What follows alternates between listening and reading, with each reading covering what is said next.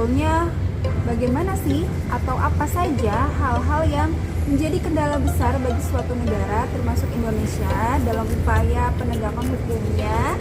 Terus seorang tokoh hal tersebut dijabarkan menjadi tiga bentuk. Kita simak yuk penjelasannya. Tadi kita menyimak faktor-faktor dalam penegakan hukum yang bisa membantu penegakan hukum lebih baik atau bahkan bisa membuat penegakan hukum itu sulit. Seorang tokoh bernama Sajipto Raharjo itu menyatakan bahwa dalam penegakan hukum pada hakikatnya harus mengandung 3 unsur yang utama yang harus diperhatikan, yaitu kepastian hukum. Nah, kepastian hukum ini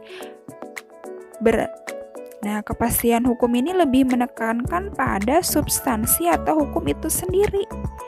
Substansi hukum itu sendiri, ya artinya bagaimana substansinya atau isinya, ya hukum itu harus tegas, harus jelas. Ya, jadi kepastian hukum itu harus dilihat dari substansi atau isi hukum itu sendiri, di mana yang namanya hukum itu harus jelas dan harus tegas sanksinya sehingga memberikan efek jera. Yang kedua yaitu unsur kemanfaatan. Nah, agar penegakan hukum bisa berjalan optimal, tentu harus ada unsur kemanfaatan dari hukum. Apa sih manfaat hukum? Apa kira-kira manfaat hukum? Pertanyaan besar bagi kita kan? Apa manfaat hukum? Ya jelas, hukum sebagai alat penertib di dalam masyarakat, alat untuk menciptakan keadilan. Nah, itu kebermanfaatan yang tadi disebutkan sebagai alat yang mendukung ketertiban di dalam masyarakat dan keteraturan di dalam masyarakat, itu semua harus dipahami oleh masyarakat sehingga masyarakat itu bisa tahu bahwa adanya aturan ini, adanya hukum ini tuh manfaatnya ini loh.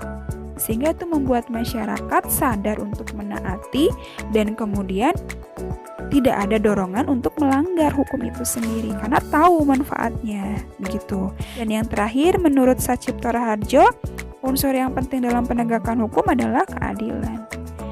Jadi di mana hukum itu ditegakkan untuk terciptanya justice, keadilan, atau social justice, keadilan sosial. Hukum itu ada untuk menciptakan satu kondisi yang namanya keadilan. Hukum itu ada untuk menciptakan satu kondisi yang namanya kesetaraan.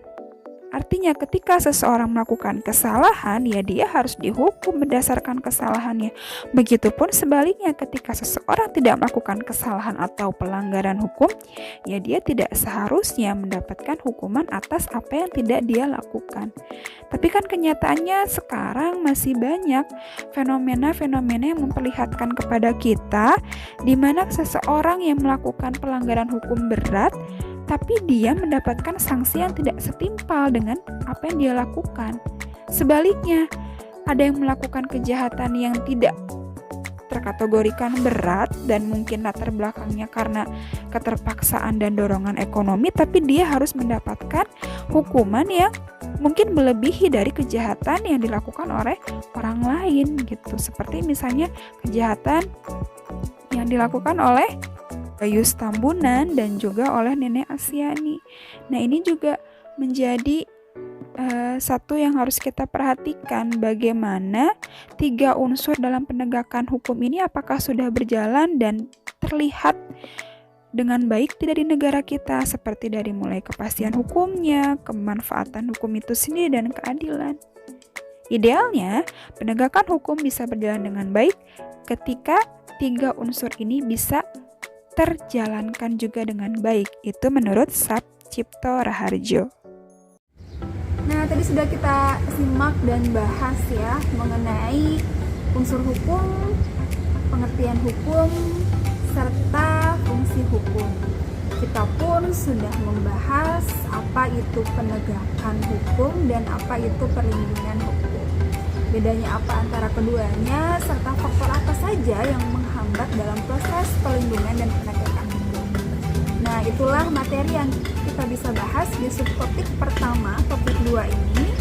Semoga bisa terpahami dengan baik ya. Kesimpulannya adalah hukum adalah suatu seperangkat aturan yang dibuat oleh lembaga yang berwenang yang sifatnya mengatur dan mengikat serta sanksinya tegas. Oleh karena itu, fungsi hukum tentu sebagai alat penertib di dalam masyarakat, sebagai alat penyelesaian sengketa, sebagai alat yang membangun ketertiban dan keselarasan dalam masyarakat serta memiliki fungsi-fungsi yang lain. Sehingga hukum perlu ditegakkan dan juga hukum perlu dilindungkan bagi mereka-mereka yang memiliki hak untuk mendapatkan keadilan. Nah, itulah kesimpulan untuk subtopik yang pertama ini mengenai perlindungan dan penegakan hukum. Semoga apa yang Bunda sampaikan bisa terpahami dengan baik ya.